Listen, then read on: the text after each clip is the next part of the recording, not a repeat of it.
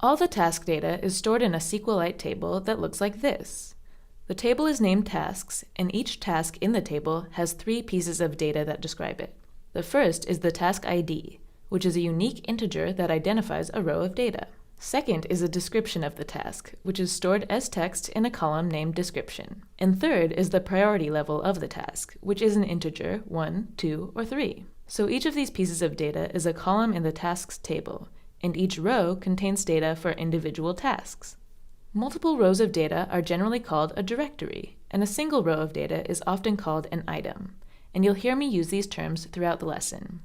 The name of this table and its columns are all in the task contract class, stored as constant strings. They're declared as constants because you'll be referring to them in your code multiple times, and you want to stay consistent. Next, I want you to open up and go through the code in the task contract class and identify these constants by their variable names.